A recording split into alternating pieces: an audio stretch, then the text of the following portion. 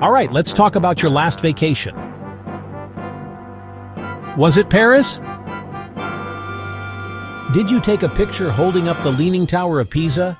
Maybe you went to Bali and found your inner peace, which, coincidentally, looked a lot like everyone else's inner peace on Instagram. You've sipped a flat white in Melbourne and complained about the tourists in Barcelona while being one of the tourists in Barcelona. You've seen the world, you say. You're a globetrotter, an adventurer, a modern-day Magellan with a better data plan. You've collected experiences, passport stamps, tiny hotel shampoos. You've truly pushed the boundaries of your comfort zone, which now conveniently includes artisanal cheese shops and hotels with a thread count higher than your credit score. But have you ever been somewhere so off the grid that Google Maps just gives up and shows you a picture of a confused-looking parrot? A place where the welcome committee is a tribe whose ancestors might have invented social distancing centuries before it was cool? I'm talking about a place that doesn't just challenge your idea of a vacation. It looks at your itinerary, laughs a deep, hearty laugh, and then sets it on fire. Most travel blogs tell you where to go, but some places aren't waiting for you with open arms and a welcome cocktail. Welcome to Papua New Guinea, or PNG, for those of us who like to sound cool and save time. This is the country your geography teacher probably skipped over because it was easier to just draw a dragon on that part of the map and write "here be" stuff. It's located just north of Australia, but it feels like it's on a different planet, or at least a different timeline. This isn't the undiscovered gem that travel bloggers write about, which then gets discovered by 10 million people the following Tuesday. No, PNG is genuinely off the beaten path. PNG is authentically off the beaten path. PNG is sometimes terrifyingly off the beaten path. The path hasn't just been beaten. In many places, it hasn't even been laid down yet. You're the one laying it with your face. Why haven't you heard more about it? Well, for starters, PNG doesn't really care if you visit. It's not desperate for your approval. It has no interest in building a 7-star hotel shaped like a giant bird of paradise. It's too busy just being biodiverse. It's culturally rich. It's logistically challenging. Visiting PNG is like showing up to a party you weren't invited to. The hosts are nice enough, but they're also a bit confused about who you are and why you're standing in their living room holding a selfie stick. They'll offer you some food, but it might be something you've never seen before, and you'll have to eat it with your hands. Let's be clear, this is not a vacation. A vacation is when you worry about whether the pool bar is still open.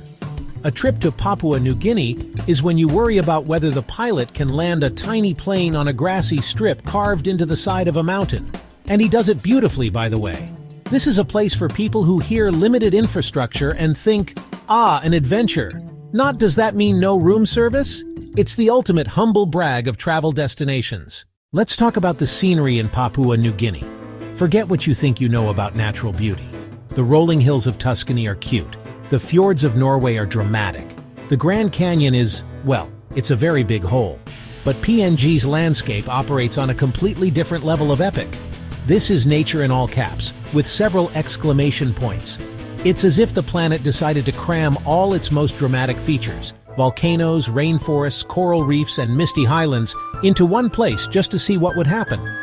The result is a country that looks like it was designed by a hyperactive child with a god complex and an unlimited budget for mountains and jungles.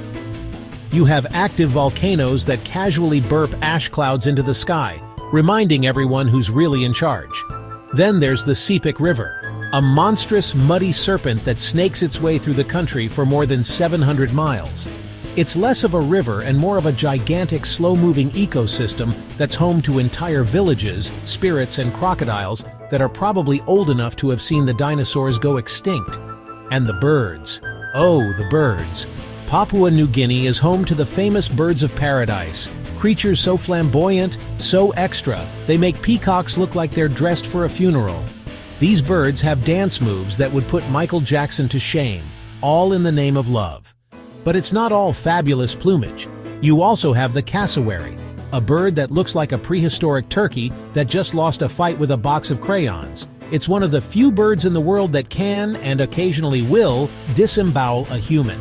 Fun fact, So when you're trekking through the jungle, remember, some birds want to sing for you and others want to rearrange your internal organs. It's all about balance. The best part is how untouched it all is. You can trek for days through the highlands on the Kokoda Track, a trail famous for its brutal World War II history, and see nothing but a green ocean of trees stretching to the horizon. Now, if you think the landscape is diverse, wait until you hear about the people. Papua New Guinea is the most linguistically diverse country on the planet. I'm not talking about a few different dialects here and there. I'm talking about over 850 distinct indigenous languages. Let me put that in perspective for you. Europe has about 200 languages. The entire continent of Africa has around 2,000. PNG, a country roughly the size of California, has over 850. That's more than 10% of the world's total. It's like every valley, and sometimes every village, decided to invent its own way of speaking just to make things interesting. This creates a fascinating and slightly hilarious communication challenge. You can learn to say hello in one village, walk for 2 hours over a mountain, and find that your newfound linguistic skills are completely useless. The people in the next valley will just stare at you blankly, as if you've just tried to communicate by barking like a dog. The official languages are English, Tok Pisin, a Creole, Hiri Motu, but in remote areas, good luck. It's a place where a friendly smile and some exaggerated hand gestures become your most valuable communication tools. You'll become a master of mime, trying to explain that you need water or that a giant spider is currently crawling up your leg. This diversity isn't just in language, it's in culture. There are over 600 distinct tribes, each with its own unique customs, traditions, and very elaborate costumes. You have the Huli Wigmen, who craft incredible wigs from their own hair. You have the Asaro Mudmen, who cover themselves in mud and wear terrifying clay masks to look like spirits. It's not a gimmick for tourists, it's a deep-rooted part of their identity. It's a living, breathing anthropological museum, but way more fun because you can actually talk to the exhibits. Well, you can try to anyway. Let's talk about the food. If you're the kind of traveler whose vacation revolves around Michelin-star restaurants and gourmet food tours, you might want to adjust your expectations, or just pack a lot of granola bars. The cuisine in Papua New Guinea is practical. It's less about delicate flavor profiles and more about providing energy to survive in a challenging environment. The national motto for food could be, if you can grow it, catch it, or find it, you can probably eat it. It's an adventure for your palate and sometimes a test of your courage. Think of Anthony Bourdain, but with less narration and more genuine fear. The staple food across much of the country is sago, a starch extracted from the pith of a sago palm tree. It's got the texture of wallpaper paste and the flavor of, well, nothing. It's usually served as a gooey pancake or a sticky pudding, often alongside some greens or a bit of fish. Another key player is the cow, or sweet potato. There are hundreds of varieties, and they are roasted, boiled, steamed, or cooked in a mumu. A mumu is basically a big hole in the ground filled with hot stones, layers of food, pork, chicken, vegetables, and wrapped in banana leaves. It's a slow-cooked feast and a major social event. It's delicious, but the presentation is less plated and more dumped. Now for the fun stuff. Depending on where you are, your protein options can get a little exotic. You might be offered roasted grubs, which are surprisingly creamy and taste a bit like nutty bacon. Yes, I said creamy grubs. You might also find bat on the menu in some regions. Don't worry, it tastes like chicken. A very stringy, slightly gamey chicken with wings. But it's not all about survival food. In the coastal areas, you'll find incredible fresh fish and tropical fruits that will ruin all other fruit for you forever. The pineapples are so sweet they taste like candy, and the mangoes will make you weep with joy. If your idea of adventure is trying a new spin class, Papua New Guinea would like a word. This country doesn't just offer adventure. It is adventure personified. The very act of getting around is an extreme sport. Forget trains, subways, or Uber. Your main modes of transport will be PMVs, which are colorfully decorated, dangerously overcrowded trucks and buses. They run on their own mysterious schedule. Or you'll be in a dinghy, a small motorboat zipping between islands, hands clasped, praying to every sea god you can think of. And for the really remote spots, tiny bush planes landing on grass airstrips that look like someone just mowed their lawn. For trekkers, the legendary Kokoda Track. Not a leisurely picnic. 60 miles through dense jungle, up and down impossibly steep mountains, across muddy rushing rivers, physically and emotionally grueling. Soaked in sweat, covered in mud, questioning every life choice. Walking through history. 1-2, courage. The finish. Immense accomplishment plus an urgent need for a shower and a very, very long nap. Are you a fan of the underwater world? The diving in PNG is so spectacular, it makes other world-class dive sites look like murky ponds. Because it's so remote, the coral reefs are pristine and bursting with life. Swim with sharks, swim with manta rays, swim through schools of fish so dense they block the sun. Explore sunken World War II wrecks, planes, ships, submarines. Wrecks now artificial reefs patrolled by turtles and barracudas. Like a history museum and aquarium at once. The downside, you'll be ruined for other diving forever. If you think the Met Gala is the pinnacle of fashion and performance, you've clearly never been to a Papua New Guinean Sing Sing. A Sing Sing is a gathering of tribes, a cultural festival where different groups come together to show off their unique traditions, music, outfits.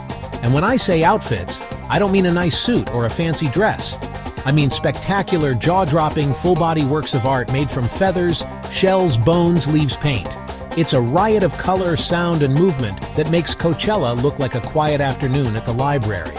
Imagine hundreds, sometimes thousands of performers all dressed in their finest ceremonial attire. The Huli Wigmen with their magnificent, intricately woven wigs adorned with the feathers of the bird of paradise. The Asaro Mudmen, moving slowly and silently, covered head to toe in gray mud, their ghostly clay masks sending a shiver down your spine. Men with massive cassowary feather headdresses. Women with faces painted in brilliant patterns. Bodies decorated with pig tusks, shells, flowers.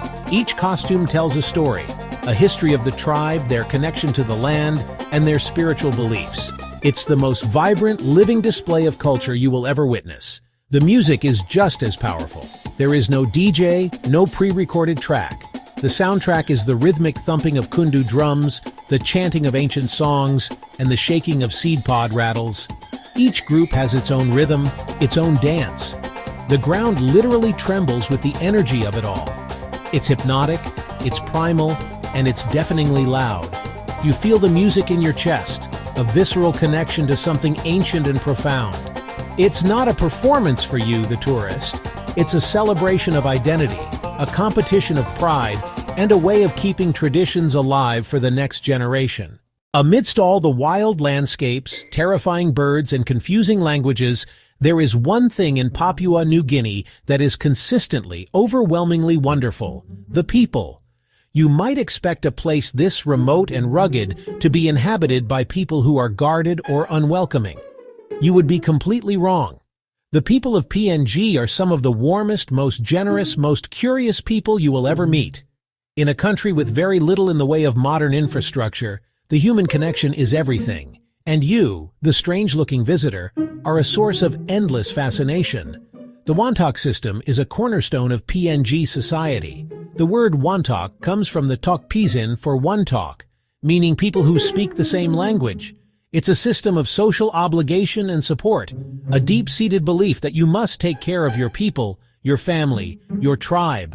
This spirit of community often extends to visitors. People will go out of their way to help you, to share what little they have with you, and to make sure you are safe. A smile is the universal language here, and you will be greeted with thousands of them, often accompanied by a bright red stain from chewing betel nut. Don't be surprised if you are invited into someone's home for a meal. Don't be surprised if children follow you around, giggling and pointing, just wanting to see what you're all about. This isn't the jaded curiosity you find in heavily touristed areas where people see you as a walking ATM. This is genuine, unvarnished human interest. They want to know where you're from, what your life is like, and why on earth you've chosen to come to their village. Your presence is an event, a story they will tell for weeks to come. It's a humbling experience to be the subject of such sincere hospitality. But once you get out into the provinces and the villages, you'll find a level of human warmth that is increasingly rare in our modern, disconnected world. But you will find a connection to people that is more powerful and more rewarding than any 5-bar signal. So after all this, should you pack your bags and book a flight to Papua New Guinea? After hearing about the prehistoric birds that want to fight you, the food that might be a grub, and the public transport that's a near-death experience, are you ready to go? Well, that depends. If your idea of a perfect trip involves infinity pools, room service, reliable Wi-Fi, then you should absolutely, 100%, go somewhere else. Go to Fiji. Fiji is lovely. They have cocktails with little umbrellas in them. PNG will eat your little umbrella for breakfast. But if you're someone who is a little bit broken, a little bit bored with the world as you know it, if you crave something real, something that will challenge you, humble you, and maybe scare you just a little bit, if you want to see a world that hasn't been sanitized for your protection and convenience, if you want to feel truly alive, and by alive I mean acutely aware of your own mortality every time you cross a rickety suspension bridge, then yes, you should go because it will change you. It will strip away your pretensions and leave you with a profound sense of awe. Visiting Papua New Guinea is not a relaxing holiday. It's an education. It's a privilege. It's a chance to see a part of our planet's incredible diversity before it fades away.